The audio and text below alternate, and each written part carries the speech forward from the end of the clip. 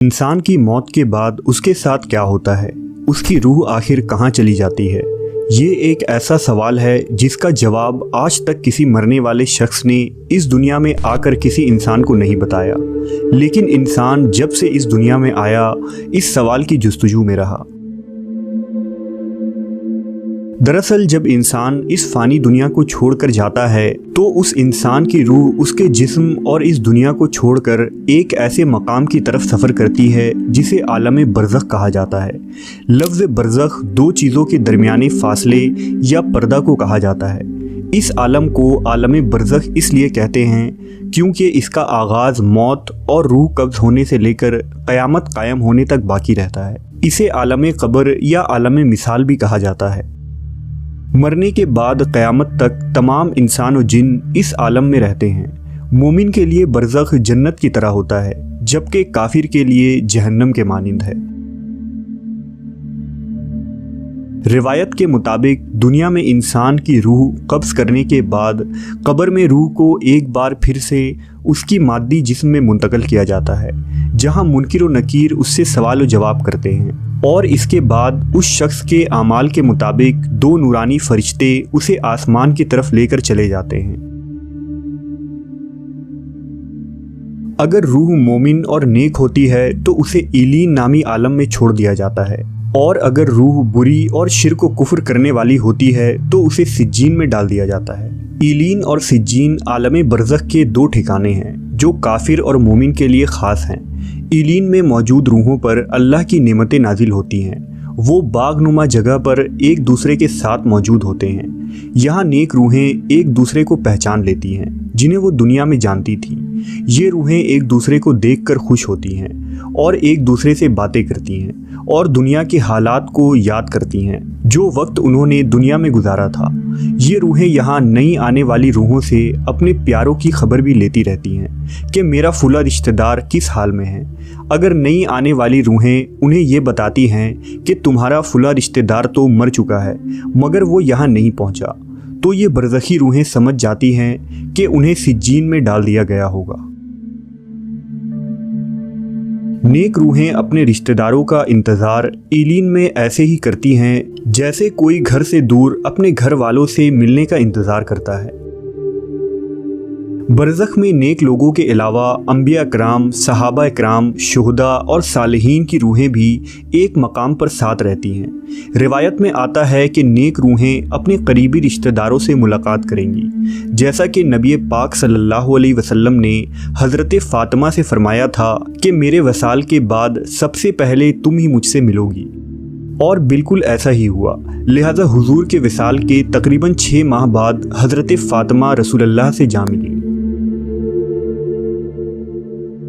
वो शोहदा जो दुनिया में अल्लाह की राह में शहीद हुए, उनकी रूहें कहाँ रहती हैं, इसके मुतालिक सही मुस्लिम की एक मशहूर रिवायत है जिसमें रसूलुल्लाह सल्लल्लाहु अलैहि वसल्लम ने अल्लाह के रास्ते में कत्ल किए जाने वालों के मुतालिक फरमाया, उनकी रूहें सब्ज़ परिंदों के शिकम में होती हैं। उनके लिए ऐसी कंदीलें हैं जो अर्श के साथ लटकी हुई हैं, और वो रूहें जन्नत में फिरती रहती हैं, जहाँ चाहें वहाँ जाती हैं और जो चाहे वो खाती हैं और फिर उन कंदीलों की तरफ लौट आती हैं। फिर उनका रब उन रूहों से कहता है, क्या तुम्हें किसी चीज़ की ख्वाहिश है? वो जवाब देते हैं, हम और क्या ख्वाहिश करें, हम जन्नत में जहाँ चाहे वहाँ घूमते और जो चाहे वो खाते पीते हैं। दुनिया में नींद और ख्वाब आलम बरज़ख का ही एक नमूना है।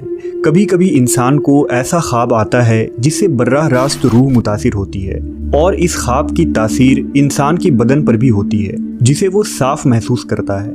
बाज़ दफ़ा तो ख्वाब देखने वाला इंसान ख्वाब में ही खड़ा हो जाता है और चलता फिरता, धक्के देता और बातें करता है, हालांकि वो नींद में होता है, क्योंकि उस शख्स का बदन ख्वाब की दुनिया से जुड़ा होता है और वो हर बात महसूस करने लगता है। बिल्कुल इसी तरह बरज़ख में जब इंसानी रूह जज़ा या सज़ा पाती है तो इसका असर कब्र में मौजूद जिस्म पर भी होता है।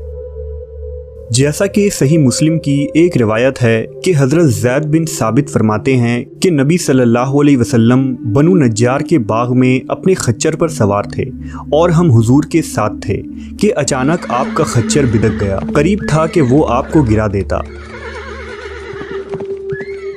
नागाह वहाँ 5-6 कब्रें थीं। हुजूर ने फरमाया कि इन कब्रों को कोई पहचानता है? एक शख्स ने अर्ज किया कि मैं जानता हूँ। हुजूर ने फरमाया इन्हें कब दफनाया गया? उसने कहा ज़मानाए शिर्क में। तब हुजूर ने फरमाया कि इन लोगों को अपनी कब्रों में अजाब दिया जा रहा है। अगर ये ख़तरा ना होता कि तुम अपने मुर्दों को दफन ही करना छोड़ दोगे तो मैं अल्लाह से दुआ करता कि इस अजाब से कुछ तुम्हें भी सुना दे जो मैं सुन रहा हूँ।